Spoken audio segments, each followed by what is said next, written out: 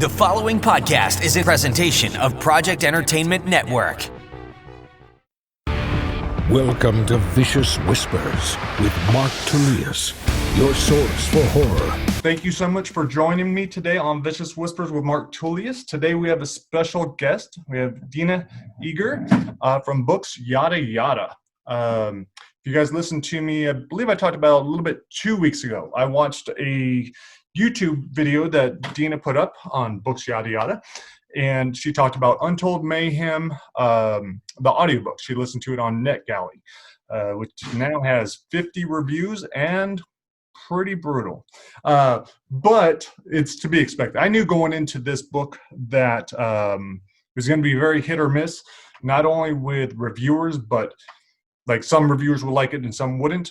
But then also there was going to be a lot of, some people will like some of the stories, but then they're not going to like the rest. And so they're very hit and miss. And that was one of the things I'd like to talk to you about today a little bit later. You know, why certain stories worked for you, which ones didn't. I think my biggest thing right now is finding the correct type of reader or listener. And I think that's what a lot of authors need to do. So that was one of the things I was actually going through today and seeing like, okay, having to read the negative reviews sucks. But you know, it lets me know like, okay, I definitely, you know, I need to stay away from these kinds of fans, and I need to market to these ones that aren't so sensitive or whatever it might be.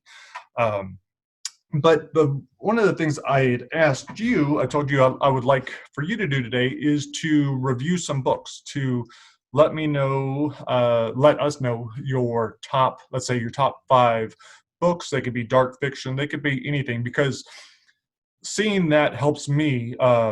In the first video you did on Untold Mayhem, you did it alongside Jonathan Mayberry's Ink, which was cool. So that lets me know like, okay, if she likes him and likes me, then maybe there's some similarity there. And so that's kind of what I was hoping to get from this list, and just to and I actually need to start doing some reviews myself. Generally my reviews are really short. I'll do a quick one on Goodreads, but like my daughter and I are going to do one on Carrie, and I just finished reading Salem's Lot, so I'll probably do one on that. And I don't know if they're going to be very good, but we'll see. And I still haven't decided whether or not I'm going to continue to read King. I was going to ask you. Yeah. That's a huge commitment. I almost gave up on Salem's Lot, but I stuck with it, and I think I enjoyed it. There's lots of stuff. The good thing is I can see what I like and what I don't like as far as the writing, and so I make sure not to do that on mine. But I just picked up The Shining, and I was like, I'll give it 20 pages. If I get into it, then I'll read it, but otherwise life's too short to mess around with books that don't work for you. Absolutely. Have you ever had a problem where you need to finish a book once you start it? I used to be like that. Even if I wasn't liking a book, I would finish it. Absolutely. Yeah. I am extremely OCD Mm-hmm. and anally retentive. So yeah, I've always been one of those readers that once I start a book, I commit to it, even if I hate it. You know what I mean? I got to read it to the end. That's just how I am. But recently, I think, you know, I'm pushing 50. Mm-hmm. So as you said before, life is too short, right, for crappy books or just for a bad reading experience. So what I started doing, and I actually, there is a used bookstore not too far from me, and the woman who owns it, she's probably close to in her 80s. And she gave me some really good piece of advice, because we were having this conversation. And she said to me, she's like, I'll read the first 100 pages. And if I don't like it, I'm done. She goes, you know, because I used to be the same way. I would commit to a book and read it to the end. And that was that. So I started doing that recently. And even if, you know, say the book is lengthy, you know, maybe 500 pages, something like that. If I'm not getting into it, I won't literally cut the book in half, but I will stop somewhere in the middle, because maybe I'm just something where I am in my life. I'm not, you know, and I'm distracted, whatever it might be. Stop, you know, read something else, sort of cleanse the palate a little bit, and then go back to it. Mm-hmm. And then see if I can read the rest of it. And sometimes that's worked for me as well, you know, but I do I do stop myself now. Like I won't finish it. I will DNF a book if I have to. Yeah. Now, Absolutely. when you DNF it, do you also give a star rating? No, Okay. I don't. Because I don't think that's fair. You know what I Good. mean? I like it. I like it even more. Right? It's not fair to rate a book if you didn't read the whole thing from start to Yeah. finish, you know? It's not fair to the author. It's not fair to the other people who are reading the review, you know? Yeah. So yeah, No. absolutely not. Yeah. No. No, that always hurts, especially if there aren't a lot of reviews. I mean, I had one person on NetGalley, and I'm going to try to get that one review removed. But she gave it a 1-star rating because she couldn't figure out the technology and download it. So I was Oh, like, well, that has nothing to do with the book. yeah. So, but no, and how about just when you read a book and you didn't really like it, are you going to review it? Like, would you review it on your channel? Yeah, again, once I commit, I commit. And I recently did this with my, I'm getting used to the whole booktube thing because I'm so new to it. So there's a lot of the wrap ups that you do, So I did like a mid-month August wrap up, and I read like 7 books from like the beginning of August to the middle of August. And I did a TBR. So you do these TBRs and you're like, these are what I'm going to be reading. And then you do your wrap up when you're done reading them. So I committed to those 7 books, and one of them was just awful. It was awful. And I did end up having, I did end up, reading that book and reviewing it, and I felt terrible because I don't like to give negative reviews. I really don't, so yeah, I did read that book and reviewed that book, and I had to be honest with my limited amount of subscribers that are watching my channel, but yeah, because it's just a forewarning, I mean, it was like, it was just not a good book. So Now, what made you decide to start doing the YouTube channel? And have you been active on Goodreads? Were you reading and reviewing a lot prior? I was, yeah, I've been on Goodreads for quite a long time now. I can't remember exactly when I joined Goodreads, so it's been that long. Mhm. But some books I would just, give a few star or a star rating or whatever and not bother reviewing it. The books I really, really love, I will do a review, and they're usually not too long-winded because I'm not good at reviewing. I'm not good. I'm not good. I have such a short attention span that I'm not good at sort of formulating my thoughts and organizing them and then verbalizing them into a sentence, complete sentences. So I have a tough time reviewing the books, even on BookTube. If you've seen my reviews, it's like I try to keep them as short as sweet as possible because I don't like to spoil anything. But also I just kind of like to get the gist, you know what I mean, of the book out there, Mhm. and keep it like that. Yeah, so I've been on Goodreads for quite a long time, and the idea for doing the BookTube, is that what you asked me? Yeah. Yeah, so basically what happened was I'm a holistic health counselor by occupation, and I'm going into semi-retirement, you know what I mean, as it was, like I said, I'm pushing 50, and just I really just am starting to phase myself out of the whole thing anyway. But then COVID and Oh, quarantine, yeah. and I had no contact, right? Nobody had contact with anybody. So I just started really reading a lot, Mhm. and I was just stockpiling books and reading books just like crazy. And I started watching a lot of BookTube, and just for suggestions and ideas. And I was like binging BookTube basically. And I thought to myself, hey, I've got ideas, I've got opinions, I like to talk, you know what I mean? So why not? So I just jumped in head first and figured, you know what, I'm just going to do this and see how it goes, and no expectations at all, Yeah. but it's been a lot of fun so far. That's Yeah. awesome. And I gotta say, I think videos is just, it takes a review to another level. So even if, let's say, you don't think you give the best reviews, I don't know, it adds just something else an author can share. It's a solid piece of media that an author can share. I think gives legitimacy. And so, yeah, and I really appreciate it. And so I'm glad you did it. I'm glad we got to meet, and now you're here. So let's hear doesn't have to be from this year, it could be from whenever. What books would you like to talk about? Which books have made an impression on you or left an impression on you? Oh gosh. Well, I should have wrote this stuff down. I didn't actually, because I was all over the place today, as you know. But one book that has always just stuck with me is a book called Under the Skin by Michael Faber.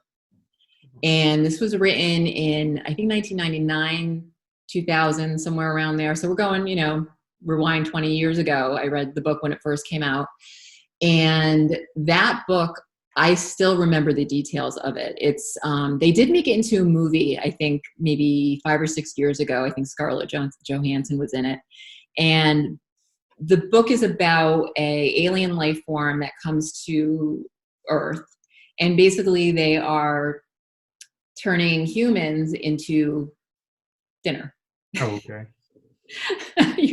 Your child is there, so he hears them all. I'm sure. I just kind of had to preface just to make myself look good. Okay. No, my kids are the same way. So anyhow, they're eating humans basically, and there's the protagonist of the book. Her name is Iserly, and the way Michael Faber describes her is this sort of almost like you think of like a dog, like cow, horse type of, if those were some kind of a hybrid between those three animals, that's what she would look like. So she's had to go through all kinds of manipulation with different surgeries that they do on her so that she can look as human as possible, and that she can pose as a human, so that she can go out and pick up hitchhikers in her car. And basically those people who are usually people that live on like the fringes of society become their meals. But the book itself, it was so atmospheric. And, that, like I said, that particular book always has stood out, and I haven't reread it. I don't reread anything. Okay. Never. I am not a rereader. I'll rewatch movies, but I just can't, life is too short for me to reread a book. But I remember the details of that book so vividly. So he was like so dead on. I don't think he's written a ton of books either. That's the only book I've written or read by him. And I loved that book. That one always stood out as just a bizarre, super creepy, it takes place in the Highlands of Scotland, it just had such a great vibe to it, that it really stuck with me after all these years. So that's definitely one that does it get very graphic at all? Yeah, absolutely. Yeah, it's very graphic. It's very graphic in how they prepare the bodies. It's graphic in Iserly in how she, has to, what she does with these people, and also what she has to do to herself she has to really maintain sort of, I don't know if anybody's going to go out and read the book after they listen to this or watch this, but, so I don't want to spoil too much, but she has to do a lot to sort of maintain her human look. You know what I mean? So yeah, there is a lot of graphic stuff in it. Okay. Yeah. That's impressive to remember a book from that long ago, 20 plus years. Yeah. Awesome. Yeah. It was stuck. It got under my skin. So what do we have next? Well, absolutely Thomas Harris, Silence of the Lambs, hands down, probably my favorite book. I read that in high school. I remember my creative writing teacher in high school was so excited for it to come out as a movie. So he had us read the book. And so reading that was probably, that was in, 1989, 1990. That just always stuck out in my head as being, you know, one of the very first books that I read that was like really graphic and intense and psychologically intense, you know, and you put the book down and it just sticks with you, you know. And I think most people who've read that book and are fans have, you know, feel the same way. So definitely another one. And all of the books in the Hannibal Lecter series, you know, that's really all he's written. I think he came out with, I know he wrote a book, I want to say back in the 70s, called Black Sunday, which was, I think, something about a war, World War II, I want to say. I didn't read that. I believe he wrote, another book recently that I didn't even know about. So I might take a peek at that at some point, because I just thought, wow, that's it. You know, you got 4 books in the Hannibal Lecter series, and that's out, you know, going out with a swan song, I guess. You know, I don't know how old Thomas Harris is, but, you know, I would say he's up there. But yeah, so all of his books have really left an impression on me, for sure. Awesome. Yeah, I was going to say, I am not well read at all. What? How can you not be? You're such a great writer. Well, thank you. But that's probably one of my downfalls. Like, my wife reads everything. My daughter reads everything. But yeah, I read Stephen King, Dean Koontz, James Patterson. And so I was like, hopefully my writing is not just like airport, you know, something to have on the plane and throw away. But that's all I really read. But I did read Silence of the Lambs and Red Dragon and those. And so there are certain ones that stood out. And then also I used to read a lot of sci-fi and enjoyed that. But yeah, I am not well read. Well, you surprised me when you said that, because you definitely fooled me there. Because when I read your writing, I pick up on a lot of Lovecraft. So I mean, is he an influence of yours? It's been, well, part of the problem is all the brain damage I've accumulated. My memory is terrible. I have actually, like this, I'm working on a book on Join the club. Recovering from traumatic brain injury from playing football and fighting and boxing and all car accidents and everything else. My memory's pretty terrible. I'm sure I probably read him. I know I read a good amount of Poe early on. Yeah. And then Chuck Palahniuk. He's probably one of my big influences that came later in life. Once I found my writing mentor, he was actually Chuck's mentor, and then that changed my whole style. Oh, wow. So that was probably the biggest change, I think. So, all right, let's hear it. Number 3. What do we got? Number 3. Oh gosh, I should have been better prepared. Anything by Neil Gaiman. Yep, I love him. He's such an amazing writer. The first book I read by him was called Neverwhere. Mm-hmm. And that came out in the early 90s, I believe. And that was another book that when if I go back again, I don't have a great memory either. But yet those are one of those books that I can recall a lot of information from. And just the whole idea of this subterranean, community in London and people living underground and the way that they sort of teleport and, move around and exist beneath London. That was fascinating to me. So Neverwhere is definitely one of my favorite all-time books. And then of course, after I read that, I, read most everything that he's written, really got into the Sandman, that whole series, of comics. And, now that they actually just heard that they're doing an Audible original with a huge cast of actors that are narrating all the different characters in the Sandman series. So I have to download that. I'll be doing a review on that for sure. But yeah, I love Neil Gaiman. Love him. I also love, when you said Chuck, you're talking about Chuck, Douglas Coupland. He's a Canadian author. He writes a lot. His writing style is very similar to Chuck. Okay. I find that like all over the place, off the wall kind of writing where you're like, did I just read that right? Yeah. You know what I mean?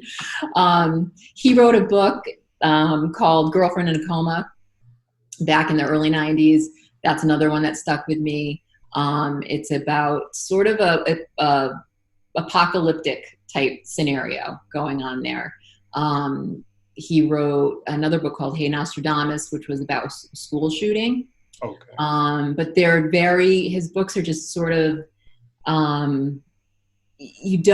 sometimes there's, I don't want to say unreliable narrators, but you do question the narrator quite often. Like, where is this person coming from? You know, so he's a great author and reminds me a lot of Chuck. Yeah, so that's another one for you. I'm trying to go through all the other people that stick out in my mind. I mean, I'm a big fan of so many different genres that I know we're kind of sticking to the horror and the psychological thriller You can go ahead and area. You could leave that area for a minute. We can leave that realm for a little while. Okay. Yeah. I love Alice Hoffman.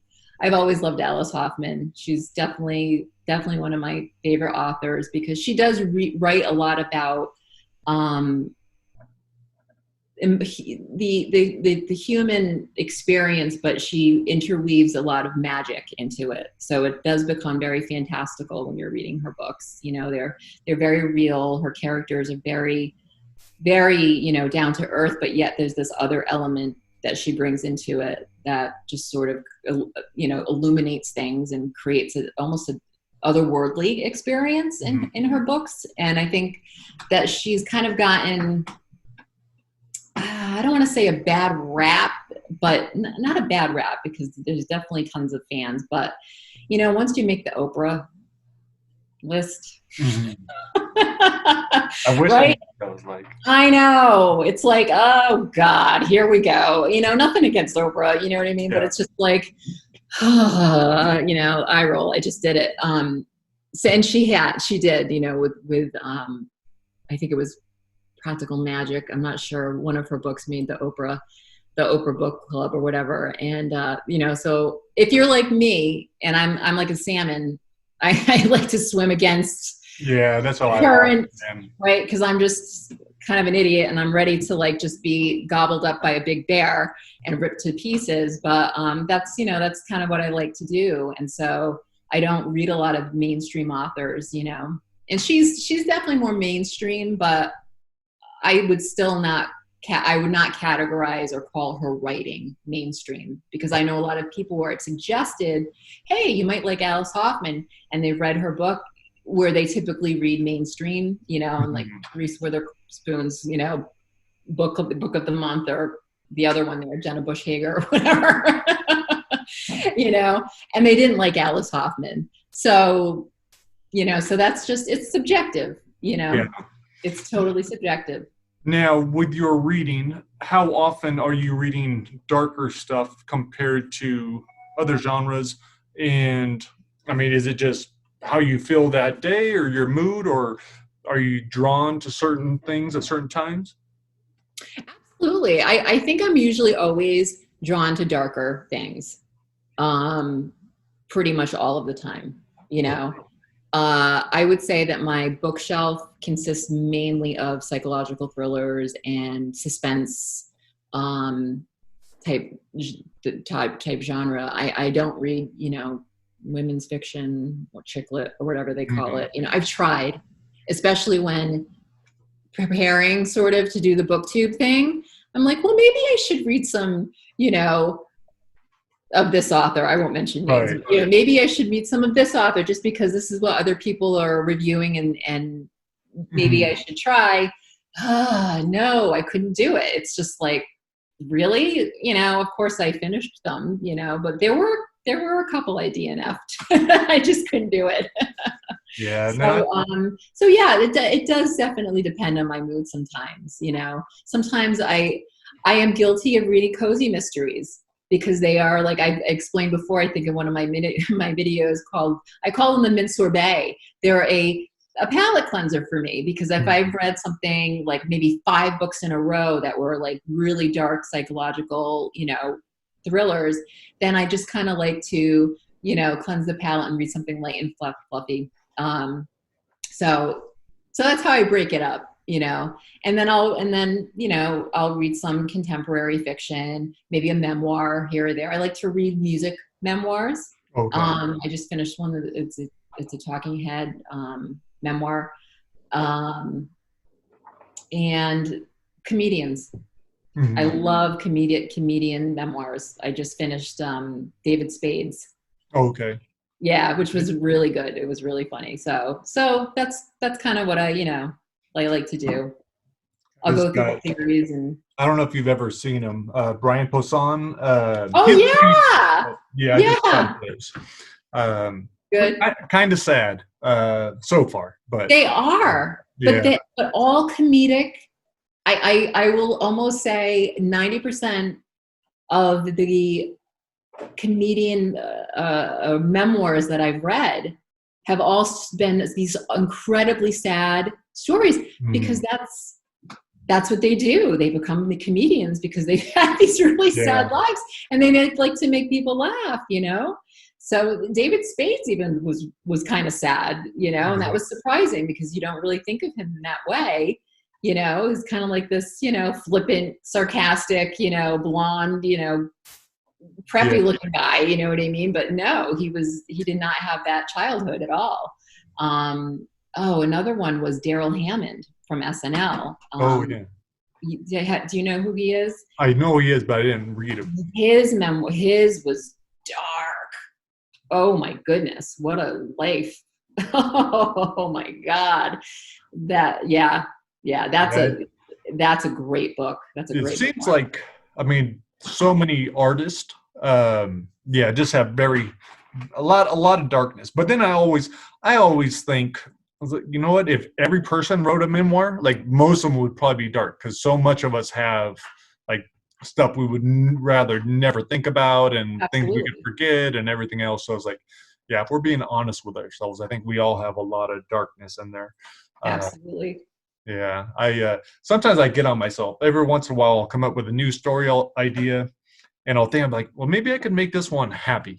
I was like, maybe I could write a happy story. I've been like, it just doesn't happen. Yeah, and that's okay. Yeah. Keep writing the dark stuff, because I'm enjoying it. So, yeah. Did you happen to read Every Precious Second in Twisted Reunion, the one with the old man and his wife? Yes. Okay, that was my happy story. That was my best attempt at like romance. I did read that, and that one kind of surprised me. I was like, that was different, but it was great. Yeah.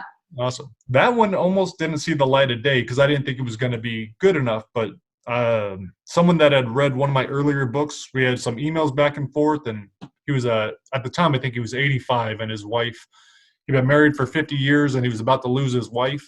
And I asked him if he wanted to read it, and I felt terrible sending it to him. Like as soon as I sent it to him, I was like, "Oh, I shouldn't have done that." But he wrote back right away, and he said he was crying the whole time, and he said I absolutely had to publish it, and I even had him narrate it, not in the Twisted Reunion audiobook, but like a single audiobook. Oh, that's cool. And we became great friends.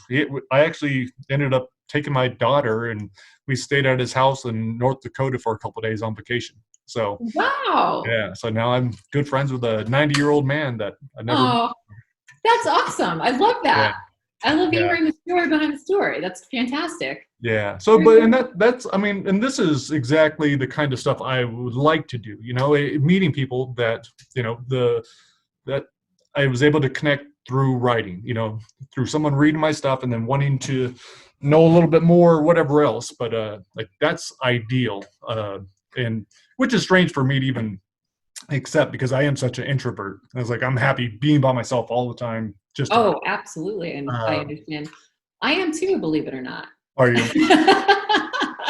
So when the whole quarantine thing happened, I was like, this is my life. This is yeah, that's pretty much outside of work, you know what I mean? Yeah, I'm pretty much, I'm happy. My husband has been working from home since March. And I thought that was going to just, completely tear us apart. But no, not at all. You know, he's got his space and I've got my space. So yeah, no, it was I completely understand. Yeah. Very cool. Yeah. Yeah, no, I think this whole time has been, and it's interesting. I mean, it could have gone either way with us too. Like it could have been bad, but it's been awesome, and it's been like we're so much closer now as a family than we Isn't ever that were funny? before. And Absolutely, how that happens. Yeah. yeah, I think Yep.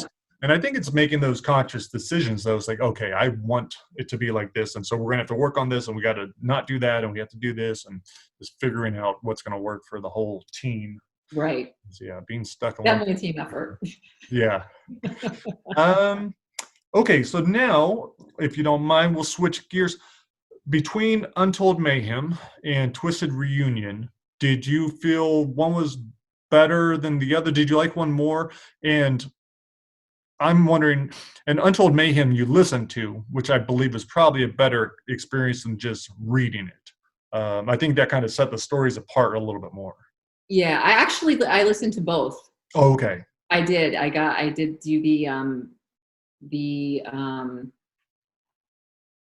Twisted Audio. Reunion. Okay. I did that on Audible. Honestly, I loved them both. And I know, I mean, as feedback wise, Mhm. I read, listening to Untold Mayhem first. So, that first experience with a new author is that kind of like your firstborn, you know what I mean? That always kind of stands out in your mind. So I think I remember, maybe more of the stories, and the one that, I loved, News First, was my favorite in that collection. So I kind of, I feel like attached to Untold Mayhem a little bit more. But in Twisted Reunion, there were several that stood out, and I have to, because there's so many stories, I just want to make sure that because I know I couldn't recall one of them that I really loved. It was sort of in the beginning. Where is it? Oh no, this is actually, I've got it on Untold Mayhem. Okay, let's do this. Untold Mayhem. So I loved Pillow Talk. Okay. That's the one about the artist, right? Yeah. Okay, I got to tell you something. That was I think that was my very first short story that I sold. And Really? I sold that for like $5. This is a long time ago. That's awesome. That was definitely one of my favorite ones too.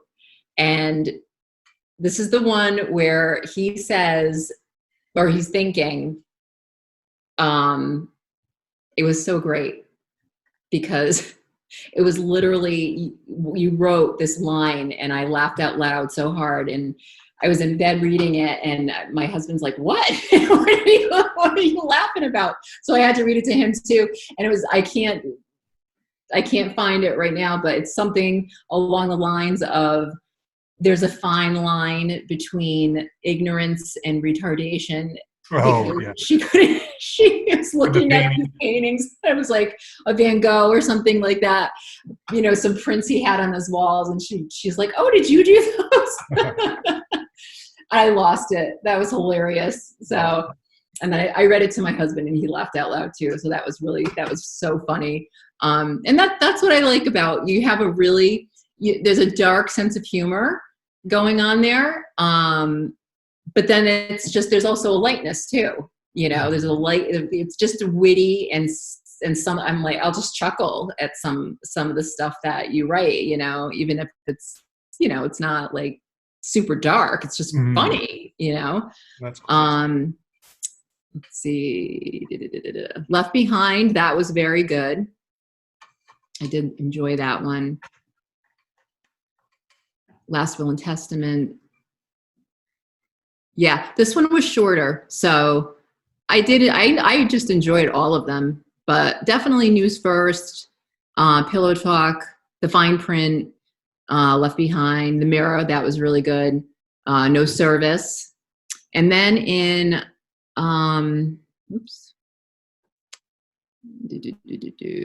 Twisted Reunion, I really loved, let me just get to it. Sorry. No problem. The one about To Catch a Killer. Mm. Is that the one? Yeah, She can sense the sense. yeah. Yeah. That could be a book. I felt like, oh, where is this going to go? You know, and it was one of your longer ones, I think. So, but I just was like, you know, kind of on the edge of my seat with that one, because I felt like this could definitely be like a book. I loved that one. I loved her character in that one. She was very, very strong, which, you know, is another thing. I mean, not to get off the subject, but like for a writer, a male writer writing strong, you write very strong female characters. Oh, thank you. How do you do that? My wife says she'll keep it. All right. No, I have Good a for lot you.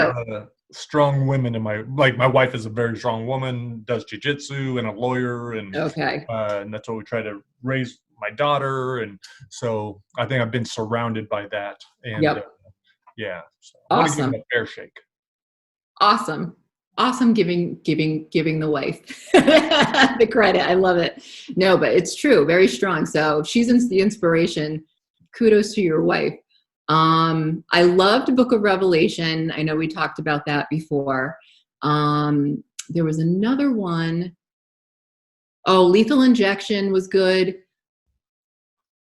Oh, Group Session. Where is it? Group Session, right? Yeah. Okay. Yes, I loved that one. That was probably out of those the three. There was another one. What was the one? Oh gosh, and I can't see it. The engineer. What was the name? Wrong Side Tavern. It was wrong. Okay, yeah, it was originally called Wrong Side of the Tracks, but my editor thought that wasn't good, so we changed it to Wrong Side Tavern. I like that. Yeah, so that one was very good. I loved that one. But Group Session, that was fantastic. Awesome. That was so intense. Oh my goodness. Yeah. I mean, you know, that was another one where I was just kind of like, what is going to happen here? You know, you had such really good characters and they had such dimension that another one that you could almost, you know, maybe see being like a novella, you know. That's I know that's kind of a question I had for you, but I would imagine that writing a short story and giving these characters that only have maybe 10 pages of time, you know, giving them so much depth and dimension. How do you do that? I mean, that must be so hard to do because you can't, give them too much time. I think, and again, that's where I run to a problem. Like certain readers, you know, don't like it. They need more. They want me to write longer and to really expand it and to know more about the characters. But what was awesome, I think it was Thursday night, I was watching my son play Minecraft and I got a story idea. And so that's all I've been working on the last couple of days. And it's almost completely developed. And it's really tough because he doesn't get to talk to anyone until the end of the story. So I have to really think about like, okay, what can I say? What can I do in order to get across who I am and what my life experience has been, just a couple pages without telling the reader, you know, anything. So it just has to seem, you know, just flow as natural as possible. And one of the things that I learned from Chuck's mentor, Tom Spanbauer, is just really minimalism and trying to get rid of everything you don't need. And so, you know, I think by doing that, just snipping away all the stuff that doesn't need to be there, I could pack in a little bit more about the character and I realized like the importance of dialogue. Like it could just be one thing that they say, but that one thing that they said could give you a lot of information about him, like the way they said it, the word they used, and all that. So that right there, what you just said in Group Session, those very last words that he says was like, whoa. Like whoa, you know, I loved that. That's cool. I'm thrilled you've enjoyed them. And hopefully you'll like my novels as much too. We'll see. It's definitely a different beast. But yeah, those I'll have to send you those as well. What was I gonna say? Oh, how predictable do you find the stories, and does that ruin, like, if you kind of know what's coming in, because some of the stories, like, I can't hide the ending, like, we know what's going to happen. Does that ruin the story for you? Do you kind of, okay. No, and not even that. For me, that I think that can be said for a lot of other things I read as well. You know what I mean? It's the way it's written. So, Okay. you know, the predictability, yeah, you might know how it's going to end. Mm-hmm.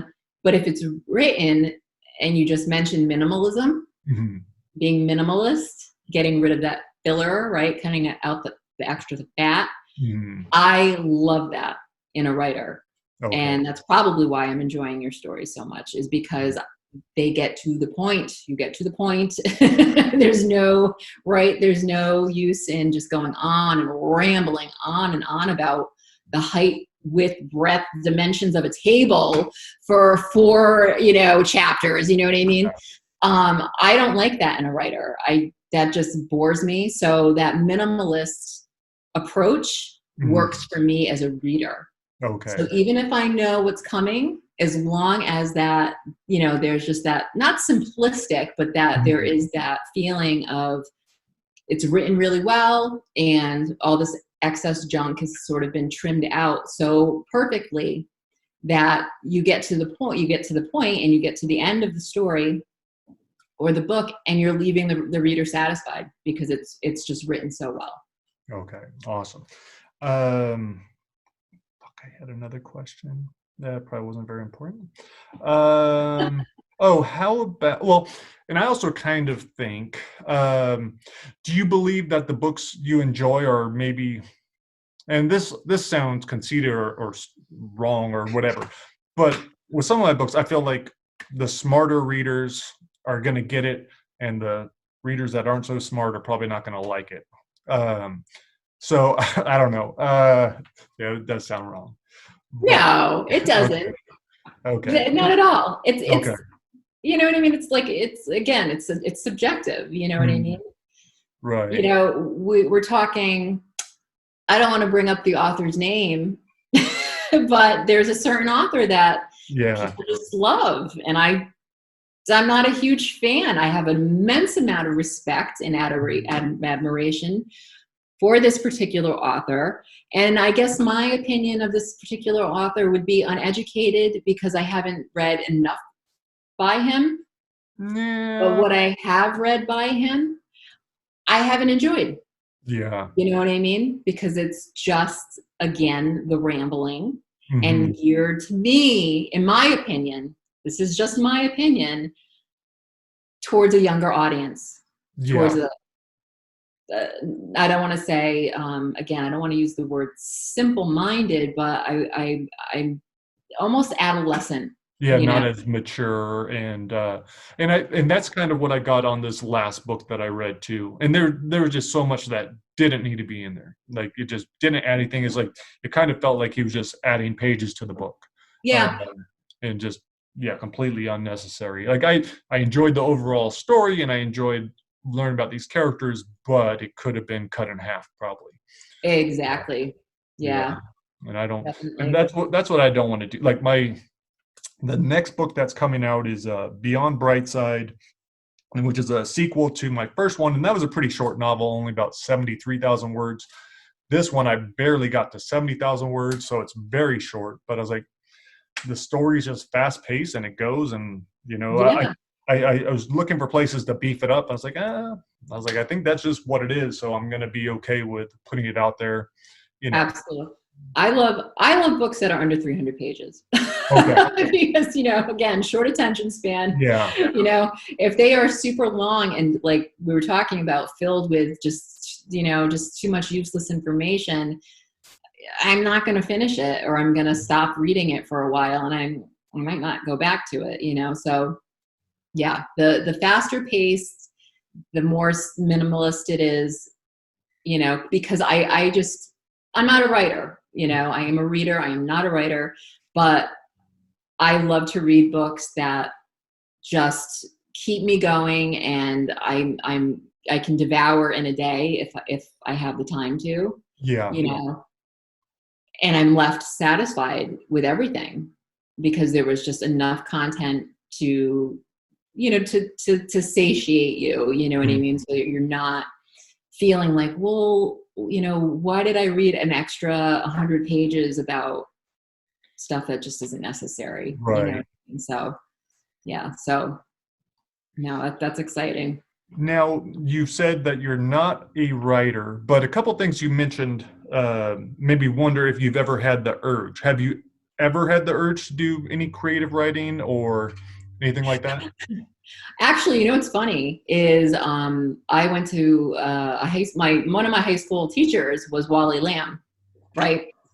And he was a phenomenal teacher, you know, and he's become this best-selling author. And I remember being, you know, in high school and being in creative writing, going to the writing lab, and he would help us with our papers and everything. And him always being very like encouraging, like, you should write, you know, da da da da da. And I just, you know, that was, you know, who knew he was going to become Wally Lamb, you know what I mean? But he was just Mr. Lamb, and he was wicked cool, you know what I mean? He's just a wicked cool teacher. But I had the encouragement. I had the encouragement from my family as well, when they would read my stuff, you know, back then. And I kind of did, but I never wanted to write anything fictional. Mm-hmm. You know, I always kind of geared more towards true crime. I remember in college writing, some of my papers were on Ted Bundy. Mm-hmm. Yeah, know? I love the serial killers. Yeah. They were always on serial killers. Growing up where I grew up, we actually did have a serial killer true story come through our town, and they found one of my sister's, actually, my sister's friends, her body 500 yards from her house. And I think I was 9 years old when that happened. His name was Michael Ross. And that always stuck with me. And just the whole, you know, trying to catch this killer. And I grew up in a very small town, you know, in Connecticut, where things like that just didn't happen. Nobody locked their doors, you know. That stuck with me. So I think going, as I, you know, got older, I was fascinated by it in some maybe perverse kind of way, you know what I mean? It left such an impression on me, the whole process, you know, that when I did write, it always leaned towards that. It always leaned towards serial killers or some sort of true crime. Yeah. So, yeah. So, well, if you're up for it, I can give you a writing assignment, and I would help develop it. But it's an awesome assignment. Everyone that's done it has benefited from it, that I know. Okay. It's what Tom Spanbauer did at his writing workshop that I went to, and it was in just 2 pages, first person, describe a moment that after you were different. And so something in your life that changed, something that changed you as a person. So it's probably going to be something sad. It could be that girl being discovered, because that definitely had an impact on you. But it's something from your childhood. It could be maybe the first time you were dumped. It could be anything. The first death you saw, whatever it is. But you would just go to that moment. Oh, did it stop? I mean, you know, maybe like the first 3 years of my life, I can't remember, but that's a long time. I've got to go through. Was it your hypothalamus? You know what I mean? That stores your memories. Yeah. I'm going to go back into the archives because there have been multiple. There are a lot of people. I felt that way. There are a lot of people that will not do this. I had a friend, she's like, nope. She's like, I know what I need to write about. I won't do it. Like, it's locked in a box. I'm not going to touch it. Yeah. But when we did this, I think there were about 12 of us in the writing workshop that did it. And it was to improve our writing. Like, it was all geared towards writing, but it was actually the most, like, we all had huge psychological breakthroughs. And that's Tom's whole point of his writing is just to look at the wound, like peel the scab off the wound and scrape it clean and really dig at it. But by returning to being that person and that time, I don't know, it's super freeing. It's awesome. Like I wrote about something cool. I wrote about something that had happened maybe 12 years before. I thought I was completely over it, didn't even need to write about it. But I was up until like 6 a.m. just crying, writing this thing. And and I didn't realize how much guilt and all these other emotions that I had. But by actually writing it, even though, and you'll forget lots of the details, you know, if you're writing when you're 7 years old or whatever, and a lot of people will say, well, I can't do that because I don't remember it. Well, your subconscious does. And even if you're just kind of like, you can make up all the details, but you're capturing, you know, you still have those emotions. All those emotions are tied to it. So it might be something you wouldn't have fun doing it. You would probably not like me for a while you're doing it. But if you did it, I think it would be beneficial, and it might be something that you never show anyone to. No, but that's a really interesting tool, and I might try it. Just do it. And I might not. All right. Well, so if you are going to do it, just do the first step, which would be writing down like 5 to 10 points in your life. And then from there, you could, if you decide to do the actual assignment, do the one that you didn't even write down because you were embarrassed to. So, okay. And I've learned from friends that have, like one of my, well, I shouldn't say who it is, but like he was raped when he was 5, and I had known him my entire life. And then just all these different things that we hold on to. And like he had never told anyone in his life about that. So by being able to actually write about it was pretty powerful for him. It's cathartic. I mean, like we were talking about before with these, you know, memoirs, you know, written by comedians, how they use their comedy as catharsis, you know, and it's a powerful thing to be able to talk about something that you compartmentalize, like your other friend, you know, just it's hippocampus, not hypothalamus, hippocampus that you store back there, you know what I mean? Because you just don't want to, you know, go back there, you know. And sometimes I think it really just depends on whether or not you want to go there, you know.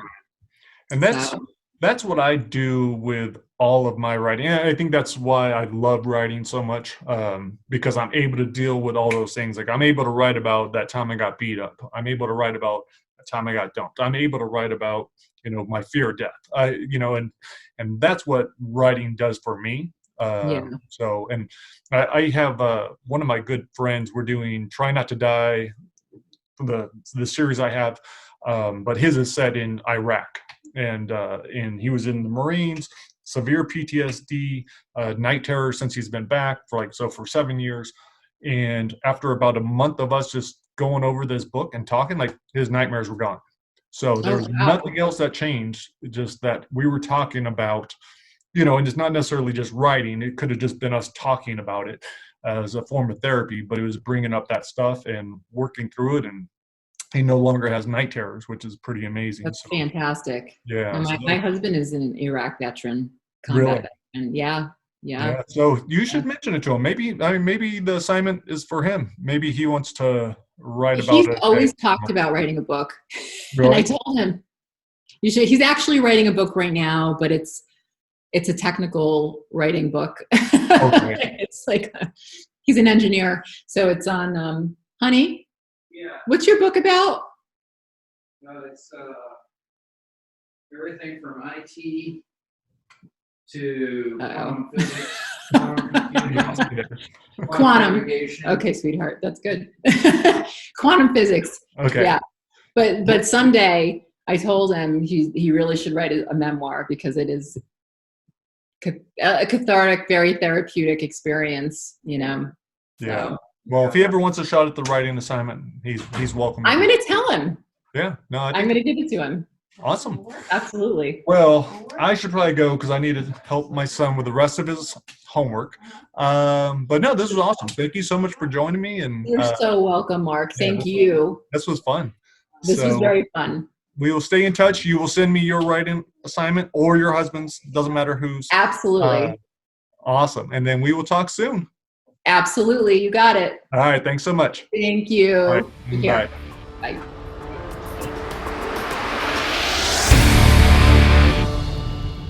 News first. 100 yards south of the library's entrance, hiding safely behind a large brick dormitory, Nick trained his camera on the woman he'd had a crush on for the past year. Good afternoon. This is Amanda Harrington with Channel 6 News. We are first on the grisly scene here in Providence, Rhode Island, on typically tranquil College Hill. Ghastly images of the Virginia Tech massacre flash through my mind as I try to comprehend what I'm seeing. Reminiscent of the 1966 University of Texas Towers shooting, a madman barricaded himself on top of Brown University's 16-story sciences library and started firing indiscriminately on the innocent below. In the last 5 minutes, he has killed 17 and wounded well over 24.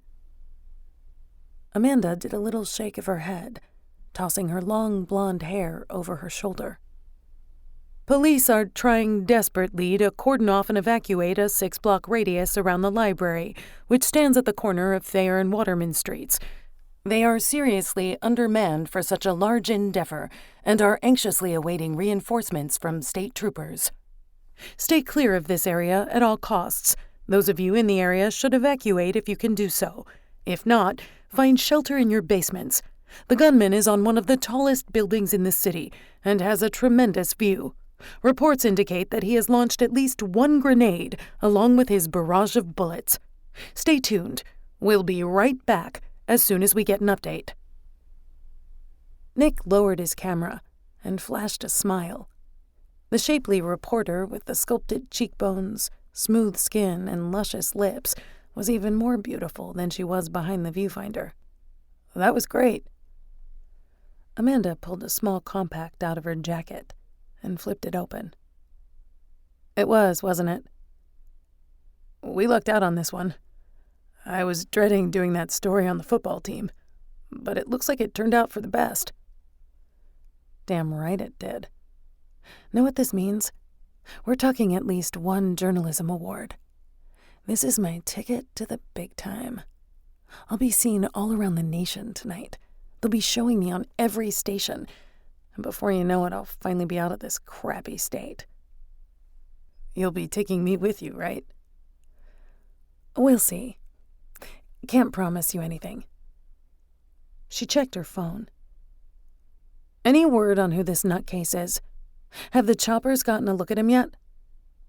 They won't send in our helicopter team while he's still up there shooting. Thick lines creased her forehead. Those spineless bastards. We need footage of this guy.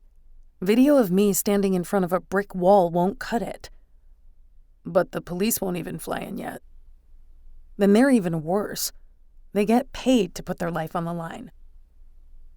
Gunshots shattered the silence. Nick and Amanda threw themselves against the wall, even though they were out of harm's way. When the 10-second hailstorm of bullets stopped, Nick straightened up and snuck a peek around the corner. That dude's got some heavy-duty equipment up there. That wasn't your average rifle. Amanda dusted off her short skirt. Well, what is it? I need details. I don't know. Some kind of machine gun, I guess. Amanda pulled out her phone and called their boss, Jonathan. Send in the chopper, she said. I need footage now. No other channels are here yet, but they will be soon. Although Amanda was incredibly beautiful, Nick also admired her intensity and dedication to her job. All their coworkers labeled her the Ice Queen, but if she had been a man, they'd only have praise for her. I don't care, she said into the phone. Then get a cameraman on the roof of one of the surrounding buildings.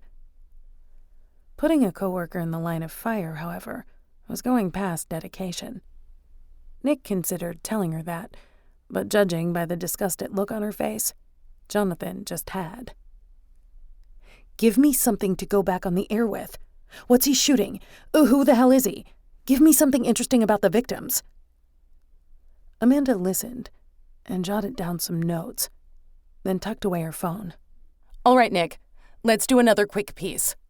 I want to do as many as possible before the Hawks swoop in. Let's give the other channels something to choose from. Nick hoisted his camera back onto his shoulder. Ready when you are. Amanda magically transformed into her sympathetic television personality. Amanda Harrington here for Channel 6 News, where we bring you news first. We're here at Brown University as the developing tragedy unfolds. Dozens are dead or dying as the murderous madman, barricaded on top of the 16-story library, continues to fire down upon the unfortunate innocent below. Police confirm that this Ivy League assassin is shooting high-caliber rounds from a machine gun at an alarming rate. No one in the area is safe. He has even fired at police helicopters. Once we're able to, we will bring you footage from our own Channel 6 chopper. We'll be right back with more gruesome details. Amanda turned to the group of students who had gathered to watch the taping. Any of you got any idea who's up there? Two girls pushed their red-headed friend forward. The round-faced, teary-eyed girl trembled as her friends retreated into the crowd. The girl's voice cracked. I think it's my boyfriend. Amanda rushed over and waved for Nick to film.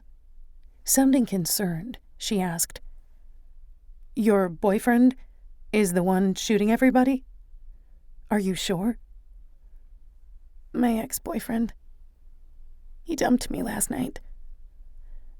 Nick could tell that Amanda was trying not to get upset with the dumpy girl. Are you positive that it's your ex-boyfriend? Not 100%, but I'm almost certain. Why do you think it's him? He joked about doing something like this. When? A long time ago. Maybe a year. That doesn't necessarily make him the gunman. All his schoolwork was about violent stuff. For his sociology class, he wrote about Kent State, Columbine, the Texas Tower shooting, and all kinds of crap. Is that it? Amanda asked impatiently. No. He hated this place. He hated everyone. The students, the professors, the coaches, everyone. Have you seen him today? The girl shook her head. Last night, he said that he never wanted to see me again. What's his name? Brandon. Last name? Nick focused on the girl. Amanda wouldn't want her viewers seeing this side of her. Oh, it's Taflinger. Do you happen to have a picture of him? The girl handed over her phone, which displayed a photo of the couple at their Christmas formal. Nick zoomed in on the picture. The smiling young man in the tuxedo didn't look like a killer. Does Brandon own any guns? I know he had a handgun back home. Nothing else that I knew of, though. Did he have any means of acquiring a weapon like the one the guy up there is using? His buddy, Ken. He works over in New Jersey at the Picatinny Arsenal Army Base. Brandon might have stopped by there when he went to visit his parents in New York last weekend. They needed proof before she went on air. Amanda held up the phone and asked the distraught co-ed, Does Brandon still look like this? Yeah. Except he's got a goatee now. Amanda nodded. Run, and bring me all of his friends. Hurry! His life might depend on it. Once the girl and her friends were gone, Amanda was back on the phone with Jonathan. I know who he is, but I need you to verify it through the police.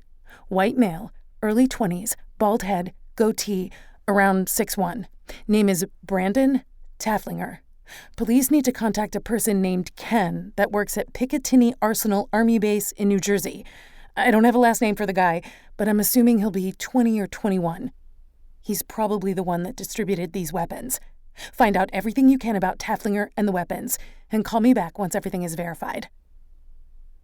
Jonathan's voice came over the earpieces that Nick and Amanda were both wearing. "From now on, I'll pass the info right over the wire in case you're filming. You're doing a hell of a job down there, Amanda. I'll let you know as soon as I get something back." The next 45 minutes were a blur. They had several conversations with Brandon's closest acquaintances, a couple of calls from Jonathan, and 2 more ferocious assaults from the rooftop. Finally, Amanda was ready to go back on the air. After a quick rehash of facts, Amanda said, "In the last few minutes, the gunman fired grenades through the windows of the computer center, killing over 56 students that were hiding inside. He also blew up a police helicopter, killing 3 Providence police officers in the process. The death toll has risen past 70, with as many seriously wounded, some bleeding to death, because the gunman fires on anyone who tries to drag them to safety. I, Amanda Harrington, unraveled who this psychopath is. Channel 6 will exclusively share it with you, the American public. The killer is none other than Brown University's student, Brandon Tafflinger, 21 years old, senior, sociology major, Caucasian male, born and raised in a small town in upstate New York. It appears that Brandon's grades have been getting progressively worse each semester. As a freshman, he had a 4.0 GPA, and just recently he was informed that this would be his last semester at the school due to poor grades. One reason for the declining grades could be his serious gambling problem. Over the course of the last 2 years, Brandon suffered incredible internet gambling losses. He incurred such a serious debt, nearly $30,000, that he knew he would never be able to get out of the financial hole. To make matters worse, he just lost his starting position as the varsity football team's tight end to a freshman. My staff uncovered that Brandon withdrew over $12,000 in cash from his bank over the last 2 weeks and maxed out all of his credit cards. His bank accounts are now empty, and we believe he spent the money purchasing stolen merchandise from a friend who works at a New Jersey Army base. Authorities have already apprehended this individual, and we should find out shortly just how deadly Tafflinger's arsenal is." "You must be able to hear that in the background," Amanda shouted at the camera, as gunshots and explosions rocked the muggy mid-afternoon. "We don't have footage, but let me tell you, it is absolute chaos out here with the police returning fire on him." The shooting ceased, and Amanda held up a finger to the camera as she received a report. "Tafflinger is wearing full body armor. The police sharpshooters were on target, but their bullets were deflected." Amanda held up her finger again and listened to the conversation buzzing through her earpiece. Excitedly, she reported, "Tafflinger is standing on the ledge with his back to us. He's not holding any weapons." Amanda ripped her earpiece out and bolted around the corner. "Don't stop filming, Nick. Come on, let's go." Nick shouted, "Amanda, come back. It's not safe." She wasn't going to stop, so he jogged after her, camera rolling. A university policeman crouching behind a tree 50 yards from the library entrance grabbed Amanda and pulled her behind the tree despite her loud protests. Now that she was safe, Nick zoomed in on the man on the ledge. The man did have on full body armor, but because the assailant had pulled off his face mask and helmet, Nick could see it was the kid from the picture. The report was wrong. The kid actually was holding a gun, but the police hadn't seen the .45 because it was close against his chest, pointed directly at his chin. Nick kept the camera rolling as the 21-year-old nonchalantly pulled the trigger. A fountain of blood and brain erupting from the top of his skull. The force of the shot sent his body toward the edge of the roof, where it rocked briefly before plummeting toward the pavement. Tafflinger had some sort of safety cable wrapped around his neck. Tafflinger tumbled through the air as the cable spooled out behind him. Nick filmed the fall and gasped when the kid reached the halfway mark and the cable went taut, instantly severing the young man's bloodied head from his body. Nick followed the body to the ground where it landed with a thunderous thud. A split second later, the decapitated head splattered on the concrete, bursting like a rotten tomato.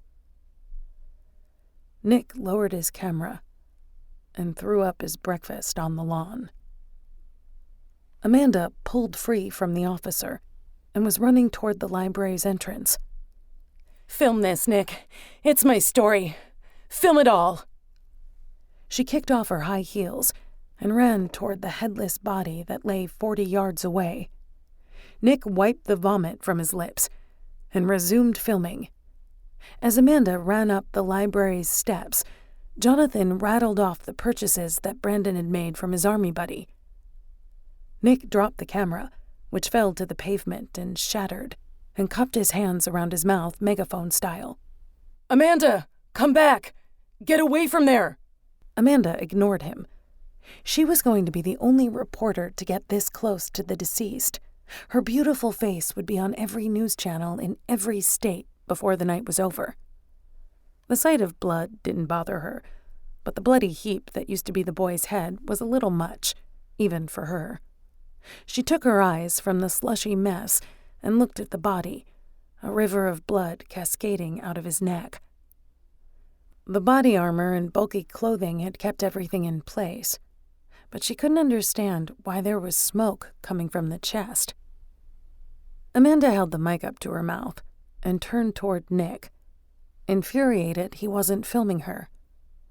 The camera was lying on the street and appeared to be broken. Before she chewed him out, she waited for him to finish his little rant. Speaking out loud to herself, she asked, "What the hell does 10 pounds of C4 mean?"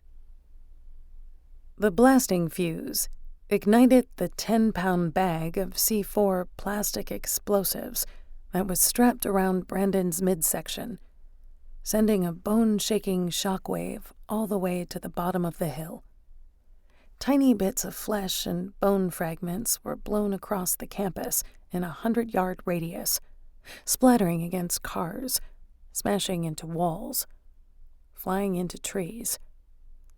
Amanda's death made a great story for all those reporters that had wisely stayed behind the yellow police tape a mile back, fulfilling her wish to be all over the nation's news that night. This has been a presentation of the Project Entertainment Network.